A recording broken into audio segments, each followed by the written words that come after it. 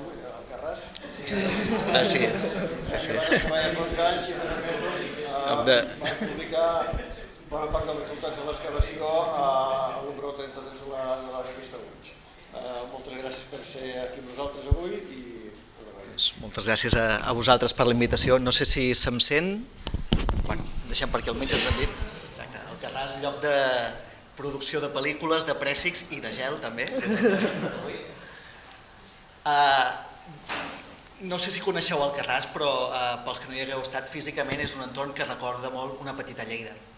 Tan bon punt la població està just en el cantó on cau la primera terrassa del Segre i s'obre cap a la Plana, que és una zona tradicionalment agrícola, però avui en dia, com veieu, del punt blau cap a la dreta, ja totalment ocupat per la urbanització més recent. Això és important, i ara m'aixeco, que us fixeu, a la zona escaló de gel, és un petit esperador, que també la traça de l'urbanisme més o menys ho reprodueix, que és on se senta el primer nucli medieval, no l'islàmic, que ocupa també una part més cap a la Plana, sinó aquest entorn del castell, feudal, etc. És molt important perquè és un lloc, que ja veieu ampliat, on hi ha molt desnivell, en aquells dos carrers que es bifurquen, un ja baixa molt en picat, allà on està el pou baixa mig pla, però segurament és un perfil, és un vessant que ha estat molt alterat al llarg del temps. I això ens explica part dels elements de no conservació del pou i part de com es va deteriorar després i com es va colmatar fins al punt on es va trobar per l'excavació. En aquesta ubicació, just al cantell on acaba això, aquesta terrassa, i ja s'obre cap a aquest parcel·lari molt regular de la Plana davant del centre. Podríem explicar que vindria a ser com el pou del Ferràs, però traspassant el punt de prudència on es va quedar l'excavació del pou del Ferràs. També aquí unes obres que havien d'arranjar aquests carrers.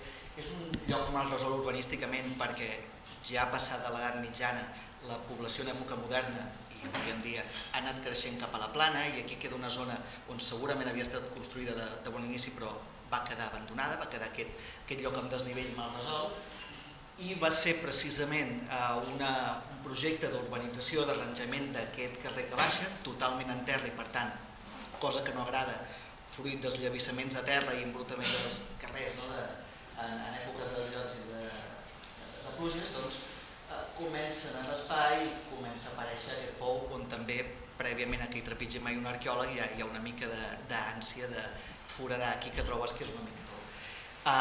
No era un pou del qual se'n desconegués totalment la presència. L'historiador local en Camps ja havia recollit alguna documentació, és sobretot referent al segle XIX, segurament aquí ens caldria una capbussada en la documentació més antiga, però si més no veiem que està a ple rendiment a principis del XIX i que fins i tot encara hi ha algun contracte d'arrendament cap als anys 40, crec recordar que és el 1842. Per tant, és relativament recent, aquesta memòria no s'havia perdut, en aquest cas no tenim un topònim tan clar que ens marqués el carrer del Pou de Gel, estem a la zona del Sitjar, que també és un lloc on s'ha excavat per fer estructures de conservació. En qualsevol cas, comença aquesta primera tasca, queda aturada, és una intervenció arqueològica, s'ha de fer, i aquí sí que desembarquem, és el mateix que deia del Ferràs. Una boca que fins a cert punt es pot excavar amb prudència fins allà on dona el braç d'una màquina retroexcavadora. En el moment que traspassem la prudència és què fem per arribar a un pou que ens va baixant i ja traspassem els 2,80 m, deia abans l'Iñaki, 3 metres, etc. Que és directament baixar amb la maquinària passant. Estem parlant d'un diàmetre, sí, aquí és on hem trencat la prudència, estem parlant d'un diàmetre de 6,5 metres i una profunditat que en acabat, després la Cristina ens ho explicarà en detall, ronda cap als 6 metres, per tant una mà de terra terrible en el que veiem la colmatació de totes les argiles que clar, no està en el cim del tot sinó que està a mig vessant, per tant múltiples esllavissades havien anat colmatant. És interessant perquè es colmata no en un moment en què està totalment escapçat, sinó que veiem precisament la clau de cúpula caiguda ja sobre un llit de terra ja acumulada. Per tant, en algun moment donat alguna esllavissada, un desmunt parcial fa que s'escapci part de l'estructura lateralment, que ja vagin escolant argiles i argiles i a mig procés és quan acaba col·lapsant del tot la cúpula i cauen aquestes peces que heu veurà en alguna fotografia té més gestió de l'espai. No és fins al punt que veiem els companys del tir aquí a Targa que havien de baixar amb un carretó, sinó que era on posiciones la màquina i on tens unes saques que després remolcaràs amb un ganxo. L'espai era limitadíssim i, oh sorpresa, entre argila i argila, que vam poder refer una certa estratigrafia, que després us detallarà la Cristina, però hi ha un moment en el que arribem cap a un element que no es conserva tan bé generalment, que són les bigues de fusta. Aquí aquest mig col·lapse que fa que entrin les primeres argiles, és a dir, que no li caiguin tones de roca a sobre de la fusta, fa que se segelli, a més amb unes argiles molt, molt fines. Excavar aquí va ser com excavar plastilina humida. Jo recordo tenir aquesta al costat i dir, és l'excavació més miserable que he fet a la meva vida, i he estat excavant a Noruega. Molta humitat i terra molt, molt atapeïda, però l'avantatge és que això va mantenir amb unes condicions anòxiques i amb constant humitat la fusta, per tant, es va conservant molt, molt bé. Com havíem de fer els jocs de ara tapes aquesta part per posar les saques, mous la terra per l'altra banda i així successivament, i veieu tot el joc i mica en mica com arribem a aquest punt final que ens dona tota aquesta trama de l'embigat.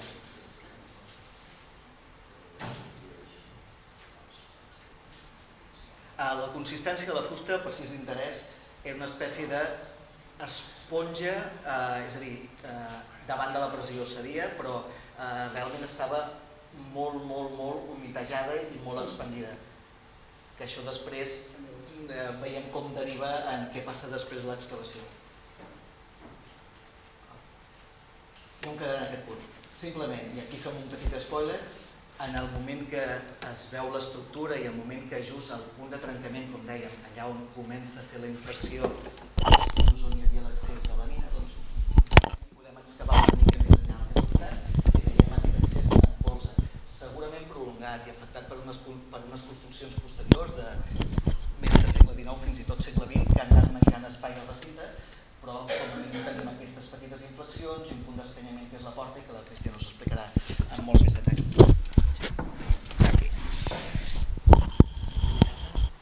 Doncs bé, després d'aquesta... Ja heu vist una mica el procés d'excavació, que en aquest cas ens va condicionar força, la col·locació de diversa maquinària dintre, posar la màquina petita dintre, primer s'acumulava la terra en una balda i s'extreia amb una bivalva, és a dir, una màquina d'aquestes de fer pantalles. Quan vam veure que això era molt costós econòmicament perquè val molts diners l'hora d'aquestes màquines, es va optar pel tema de les saques, fins que vam localitzar les bigues i a partir d'aquí l'excavació es va fer manual. És certa la frase del Xavi, de fet acabar l'excavació del Carràs em va costar l'operació del menisc, del genoll, per tant, que ja el tindria lesionat d'abans, però sí. I va ser una excavació molt complexa, no només pel moviment de terres, sinó per excavar tot aquest fang pur, fins a poder aïllar i diferenciar cada una de les bigues. Com veieu, la planta segueix la mateixa estructura de totes les que hem vist aquí, és una estructura excavada a la roca, en el que una vegada fet el forat es construeix aquesta paret feta de pedra calcària, uns carreus, unes pedres molt ben carejades i molt ben fetes, en la que tenim aquesta entrada en ziga-zaga o en forma de 4, en la que ja ens avançarem una mica més després en detall, i que diguéssim que la singularitat d'aquest pou és la localització in situ de les 17 bigues que es conservaven en el fons. És això que us deia, el diàmetre és de 6 metres. Això per pensar, aquí és una mica una de les seccions perquè veieu com funcionava, tenim aquesta entrada i l'estratigrafia que tota va nord-sud. Aquesta estratigrafia és el que ens ha fet pensar que en un moment determinat hi havia un esvoranc o algun forat en la part de la cúpula que no s'ha conservat i on entraven terres. Totes segueixen aquesta orientació, les dues marques negres del centre són les pedres de la clau de la volta que havien caigut a dins i la part de sobre es va convertir, aquest esvoranc i el posterior col·lapse, doncs això es va convertir en un abocador de tot tipus de deixalles, des del seu abandonament, que té lloc com veurem després, entre finals del segle XIX i inicis del segle XX. Documentem aquesta seqüència estratigràfica en la que també es veu molt bé l'estratigrafia en la que tu tens períodes on estan abocant molta porqueria, possiblement hi ha una riuada, entra fang a dintre, continuen abocant, torna a entrar fang a dintre, és un carrer completament inclinat. Aquí tenim una mica la mostra i hem posat les coses boniques. Entre les que no són tan boniques hi ha més d'un miler de peces ceràmiques, tot tipus de fauna, de tot tipus de bèsties, soles de sabata a punta pala de tots tipus, de tots models i de tot. Això en els nivells inferiors. A partir d'aquí ja podríem fer una evolució de les llaunes de cervesa, d'Estrella d'Am i altres marques que ja arribaven fins dalt. I aquesta és una mica una recreació de l'alçada que creiem que tindria el pou en base a la part conservada. A la part dreta de la imatge tindríem el nivell que trepitgem actualment. Aquí hi ha un conjunt d'un carrer amb unes cases i per tant cal pensar que aquella obertura estaria en aquest punt d'aquí i que s'hi accediria a peu pla, però s'ha perdut completament. Aproximadament faria uns 8 metres d'alçada. Aquí la tenim, la vam recuperar sencera caiguda dintre, una mica la imatge d'aquesta volta. Una vegada vam acabar l'excavació de dintre, ens vam dedicar a l'excavació de l'exterior per intentar localitzar l'accés. Aquí tenim els processos de neteja, que es comença a veure aquest accés en forma de 4, en el que trobem les restes de 3 portes. Aquí també una altra imatge, precisament des d'aquestes cases que ens queden més amunt, i aquest és el mur que es construeix en el primer moment i que va provocar la localització del pou, i que ara tota aquesta banda d'aquí també ja està no urbanitzada, però sí ja s'han construït uns murs de contenció. Aquí és una mica... Clar, a tot això, evidentment, això es va excavar el mes de desembre, no fos cas que ho excavéssim a l'estiu, amb pluges i amb tot el que... No teníem prou fang, sinó que a més, tot ajudava. Aquí tenim la porta, la primera porta, la segona porta, i aquesta seria la que donaria accés a dintre. Fins i tot es conservaven les marques, una frontissa in situ, i aquesta és una imatge més aèria, més alta d'aquest accés. Un altre detall, aquest seria el punt que donava, on obria l'accés que obria la volta, i aquí una imatge una mica més. I aquí hem fet servir el dibuix de Solsona, perquè és que ens va perfecte, 1, 2, 3 portes, i com anava, aquest és endavant. I a sobre d'aquest seria el nostre accés. Aquesta és una ortofoto en planta amb les bigues col·locades in situ i l'accés, i aquesta és una imatge final de totes les bigues. Aquesta intervenció es va fer el 2018, va quedar així, no s'hi va tornar a fer res fins al 2021, i si us hi fixeu entre les primeres imatges, les bigues només d'estar a la intempèrie, tot i que s'havia d'haver cobert el pou, van començar un procés de degradació bastant important i de tornar a acumular estratigrafia dintre, i ara unes altres llaunes de cervesa d'unes altres marques. La següent intervenció, que ja no la vam fer nosaltres, però que la va dirigir l'Eric Sobrevia amb l'ajuda de l'Arnau Pou i el Sergi Segura, també que els posem aquí perquè nosaltres ja vam patir la primera fase, però la segona fase va ser igual de dura i les mateixes condicions, evidentment al desembre i al gener, perquè es va excavar el nivell sobre el que sustentarien aquestes bigues. Això ens va permetre veure que estaven sustentades sobre un conjunt de blocs de pedra, alguns sembla que estan alineats i ben col·locats, altres és que segurament els anirien col·locant en funció del que necessitaven. Es va localitzar després la veurem aquesta fotografia amb més amplitud, amb aquest encaix a la part inferior, i en aquesta banda d'aquí, veieu aquella pedra aquí, i també es van detectar unes petites canals de desguàs. En el nostre cas no tenim el canal de desguàs, no sabem per on evacuava aigües aquest pou.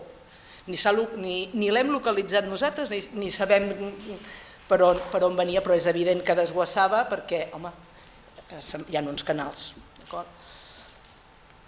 que també es va veure que en alguns punts, sobretot en el perímetre, al voltant d'aquests blocs de pedra que sustentaven les bigues, hi havia un nivell de graves disposat intencionadament, segurament per facilitar el drenatge i la sortida d'aigües del fons del pou. Aquesta és la imatge dels pobres aquí que durien estar tan i tan contents d'haver acabat la intervenció, i una altra imatge de la disposició del conjunt de blocs de pedra al fons, i això és com va quedar en aquesta segona campanya d'intervenció. En aquest moment, el Centre de Restauració de Béns Mobles va subvencionar una petita intervenció per tal de fer un estudi de conservació i de com afrontar la conservació d'aquest embigat.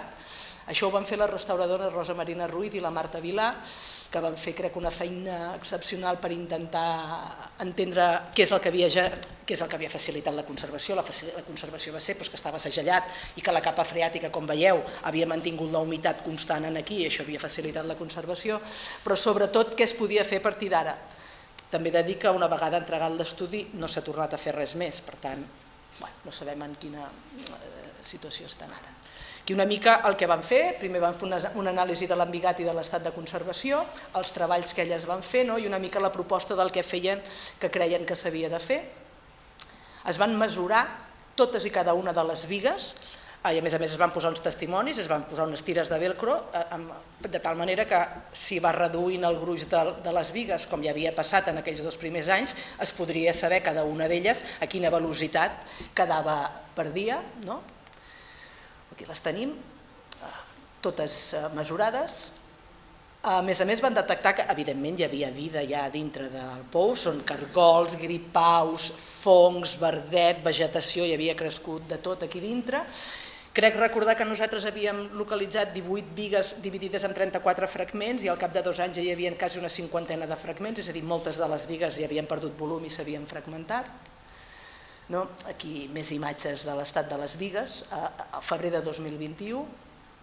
A més hi vam posar, que encara hi deu ser allà dintre, un data logger en el que cada 15 minuts anava a analitzar les condicions climatològiques de dintre del pou, la humitat, tot per poder tenir un estudi que en el cas que es decidís fer museable en això, poder crear un ambient similar al que estaven les bigues per tal de mantenir-lo.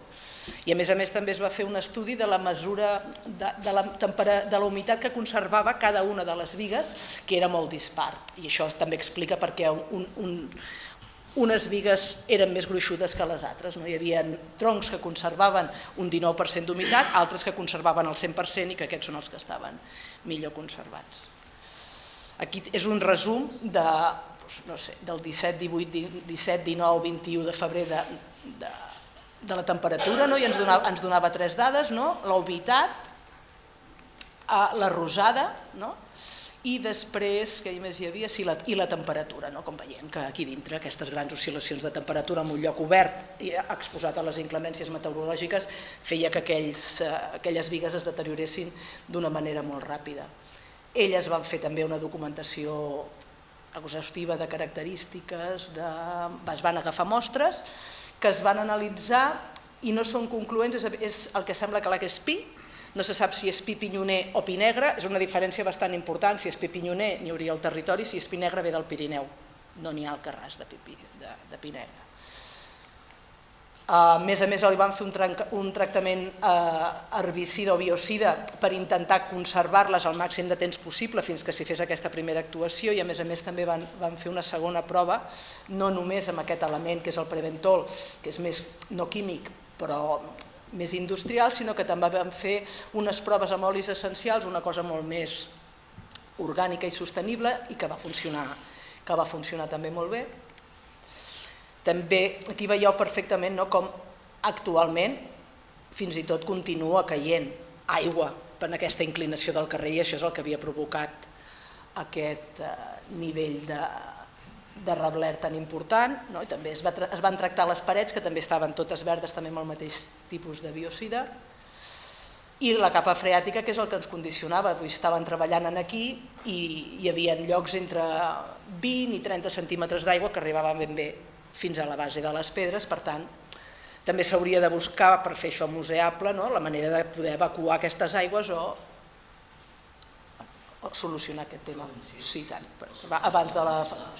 Veient que el tronc sembla com mal afinat, com si haguéssim deixat massa sortint les branques. Evidentment són els llocs d'arrencament de la branca, però al moment d'excavació el gruix arribava fins a nivell d'allà. Pel que sigui el nus d'on surt cada branca és més resistent a la pèrdua d'humitat, per tant tot el que tenim entre les punxes i el tronc és la minva que ha tingut al perdre l'aigua en 2 anys, per tant les condicions d'aquestes són més altes, és molt bèstia. Sí. I res, i ara sembla que l'any que ve es farà finalment el projecte d'urbanització de la zona, on hi ha aquí aquelles cases, es farà un parc a aquesta zona d'aquí i es farà un accés amb aquella coberta que esperem que, no sé... Arquitectes. Sí, aquest és la imatge final, i aquests són els... I fins aquí, aquesta és la nostra aportació a la jornada d'avui, gràcies i...